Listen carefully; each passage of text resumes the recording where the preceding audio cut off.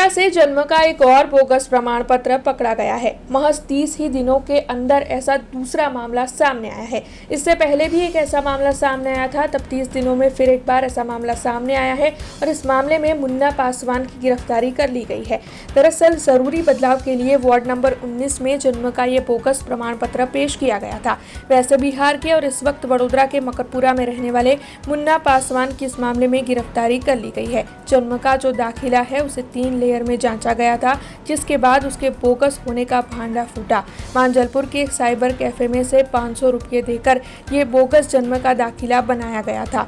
30 दिन में ये दूसरा ऐसा मामला है, तब इस मामले में और ज्यादा सख्ती बरती जा रही है। આ ખૂબ જ ગંભીર અને ચિંતાજનક વિષય થઈ ગયો છે, પણ અમે બેઠા છે, કોર્પોરેશન બેઠું છે આ બધા ફ્રોડ ડોક્યુમેન્ટ પકડવા માટે, કારણ કે અમે 3 લેયરનું ડેસ્ટિનેશન રાખ્યું, ચેકિંગ રાખેલું છે, 3 લેયર ચેકર એ ડોક્યુમેન્ટ વેરિફિકેશન જે ટોકન માટે આવતા હોય છે સવાર 9:30 થી 10:30 ત્યારે ફર્સ્ટ લેયરમાં ડોક્યુમેન્ટ વેરિફિકેશન થતું હોય છે। એમાં જે ડોક્યુમેન્ટ રજૂ કરવામાં આવે છે એનો ફોટો પાડી અમારો એક વોટ્સઅપ ગ્રુપ છે એમાં મૂકવામાં આવે છે। ત્યારબાદ સેકન્ડ લેયરનું ચેકિંગ થાય છે, જે કન્સર્ન ડિપાર્ટમેન્ટ છે, બર્થ એન્ડ ડેટ ડિપાર્ટમેન્ટ છે, તો બર્થ એન્ડ ડેટ ડિપાર્ટમેન્ટને મોકલી આપવામાં આવતું હોય છે।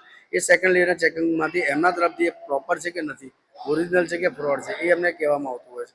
એ જેવું થયા પછી થર્ડ લેયરનું ચેકિંગ આવે છે, એમાં આવે છે QR કોડ જે નીચે આવે છે 2020 પછી જેટલા પણ બર્થ સર્ટિફિકેટ બનેલા હોય તેમાં QR કોડ આવેલો હોય છે। હવે એ ઇસ્યુ ડેટ અને અમે ફોર્મેટ ઉપરથી અમને ખ્યાલ આવી જાય છે। આ જે હતું જે 1લી તારીખ વાળું હતું એ જમનાબાઈ વાળું હતું, આ જે છે એ હતું વડોદરા મ્યુનિસિપલ કોર્પોરેશનના લોગો વાળું, એટલે વડોદરા મ્યુનિસિપલ કોર્પોરેશન દ્વારા રજૂ કરાયેલું એવું એમની રજૂઆત હતી, પણ આ વડોદરા કોર્પોરેશન દ્વારા રજૂ કરાયું નહોતું, કારણ કે એનું ફોર્મેટ ફિક્સ હોય છે જે અમને ખબર હોય છે।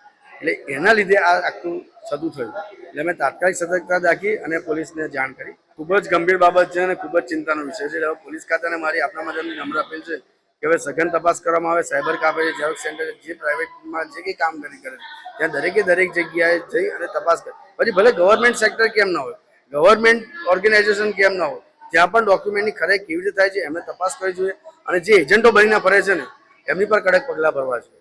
હું આપના માધ્યમથી જાહેર જનતાને એક નમ્ર અપીલ કરવા માંગુ છું કે તમારો રૂપિયો તમારા મોશોક પાછળ વાપરો, તમારા પરિવારના મોશોક પાછળ વાપરો, બની बैठे एजेंटों घर भरवा માટે। स्कूल के अंदर इंग्लिश में मांगते थे, पहले था पर वो स्कूल में नहीं चला रहे थे, वो गुजराती में था। ये हलवा नाका के पास में बनाया था, 500 रुपये दिया। वो उसका नाम मेरे को नहीं पता है, वहाँ पे वो साइबर का दुकान है उसके यहाँ बनवाया। पर सर हमको ऐसा पता थोड़ी था कि वो नकली है। अगर नकली होता तो आज इतना तामझाम हो रहा है, उसके लिए हम थोड़ी यहाँ आकर आज खड़े होते। हमको पता नहीं था ना कि वो नकली है। हमारी लड़की का जन्म मतलब ये सोखड़ा गांव में हुआ था, बिहार के रहने वाला। यहाँ हमको 16-17 साल हो गए। ये सर मतलब हमको वो बताया तो मेरे पास है, पर उसको मैं इंग्लिश में कन्वर्ट कराया था इसको, पर हमको क्या पता था कि ये नकली है। अगर नकली होता तो हम थोड़ी उधर लेके मतलब गए होते। पर सर हमको इस चीज का जानकारी नहीं था ना, अगर हमको जानकारी होता तो हम थोड़ी ऐसा कुछ करते। हम तो ये सोचे कि ये इंग्लिश में हो गया, ये भी ओरिजिनल है, ये भी ओरिजिनल है, हम तो ऐसा समझ रहे थे। हमसे जुड़े रहने के लिए हमारे YouTube चैनल को सब्सक्राइब करें और नई वीडियो की नोटिफिकेशन के लिए बेल आइकॉन को दबाएं।